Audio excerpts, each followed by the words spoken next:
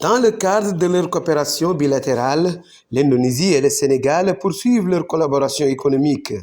En mission dans la vallée du fleuve Sénégal, son Excellence Dindine Wahyudine se félicite des efforts qui ont abouti à la mécanisation de l'agriculture à travers l'allocation de mini-moissonneuses-batteuses pour les riziculteurs du Nord Sénégal. La relation entre Indonésie et Sénégal, c'était très bien.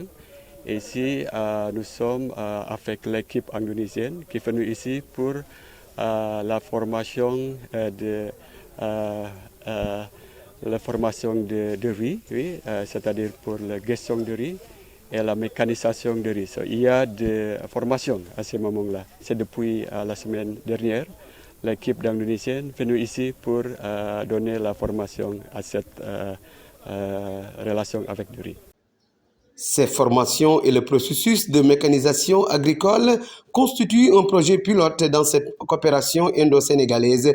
Celui-ci, en coopération avec Manobi Africa, vise à accroître des programmes de formation exhaustifs, durables et inclusifs pour l'atteinte de l'autosuffisance en riz à travers un échange de compétences entre les deux pays. L'Indonésie veut partager l'expérience pour sortir de l'exportation. Avant, l'Indonésie, c'est l'importateur de riz.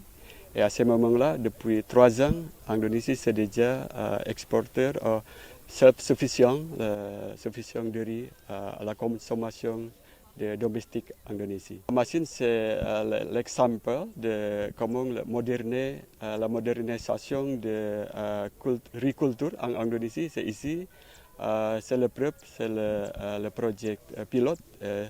Je pense que ça sera réussi et on va continuer la coopération entre Indonésie et Sénégal dans le domaine de l'agriculture. Conseiller technique du ministère de la formation professionnelle, M. Souleykan pense que cette activité est le résultat d'un partenariat entre le Sénégal et l'Indonésie, surtout dans le domaine agricole, pour une bonne sécurisation alimentaire. Cette activité est le résultat d'un partenariat entre l'État du Sénégal et la République d'Indonésie, à travers le groupe Manobi Africa, qui appuie la formation professionnelle et plus spécifiquement dans le domaine de la mécanisation agricole. Aujourd'hui, nous avons réceptionné des machines adaptées, des machines aux fonctions très réalistes, très bénéfiques, comme en témoignent les populations, comme en témoignent ceux qui ont été formés. Ces machines, qui sont des moissonneuses-batteuses, ont été réceptionnées, ont été montées, ont été assemblées au niveau du centre de formation de Diama. Les formateurs ont été formés, renforcés. Les formateurs renforcés et formés les apprenants pour qu'on puisse venir ici sur place, au niveau des exploitations agricoles, observer de visu ce qui est en train d'être fait. C'est une machine qui, en une demi-journée, peut faire la récolte d'1,5 hectare. C'est une réalité qui s'adapte et qui est venue à son heure et qui va générer des emplois, mais ces emplois qualifiés et des emplois décents au grand bénéfice de la nation. Une démarche novatrice et salutaire qui prend en compte à la fois deux politiques du plan Sénégal émergent, dont l'autosuffisance en riz et la formation emploi des jeunes. Oui, la démarche est novatrice, salutaire et intelligente, pour 2 raisons. La première raison en est que le Sénégal est un pays grand consommateur de riz.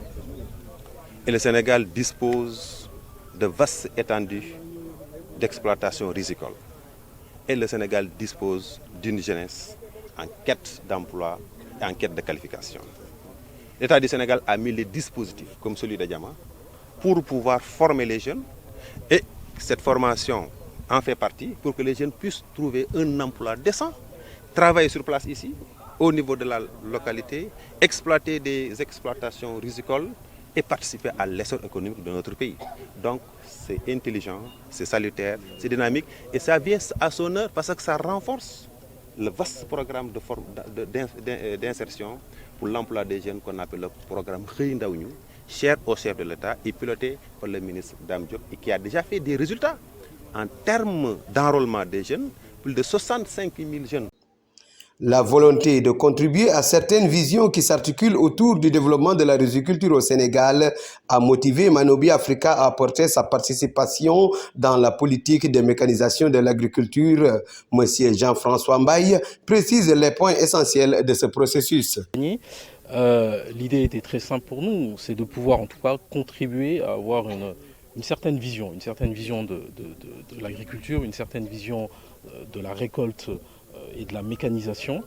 Je crois que, je parle au nom bien évidemment du président directeur général de Manobi, on voit bien qu'il y a ce besoin-là, qu'il y a ce besoin en mécanisation pour deux raisons fondamentales. D'abord parce que les aléas climatiques sont là et qu'on fait face à ces défis-là qui sont importants. Et puis ça permet aussi d'avoir un rendement beaucoup plus conséquent chez les producteurs.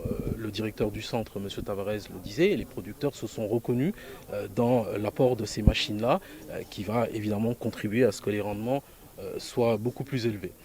Une stratégie visant également à dérisquer les investissements agricoles, mais surtout participer à la formation et insertion des jeunes à travers ce projet pilote et des transferts de compétences.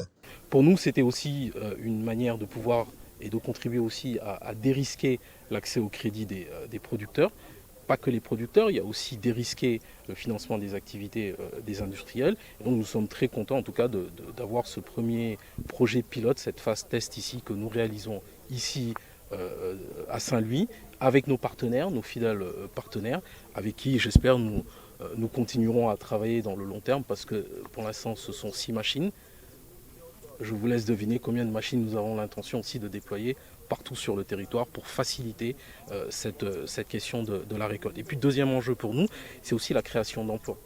Je crois que c'est très important pour les jeunes, et notamment les jeunes producteurs, d'avoir un emploi pérenne, d'avoir un emploi sécurisé, de pouvoir accéder à des crédits à temps, de pouvoir avoir leurs semences à temps, de pouvoir faire leur récolte dans de bonnes conditions, parce que tout ça participe à la bonne chaîne de valeur du petit producteur à l'industriel.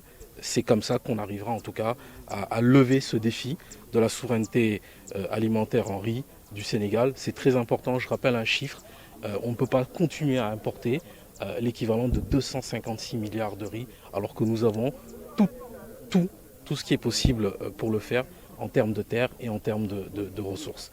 La mécanisation de l'agriculture, un des piliers majeurs de l'autosuffisance alimentaire, embrasse ainsi une grande innovation qui prendra en compte les inondables difficultés que rencontraient les exploitations agricoles familiales qui occupent une très grande partie de la politique agricole du plan Sénégal émergent.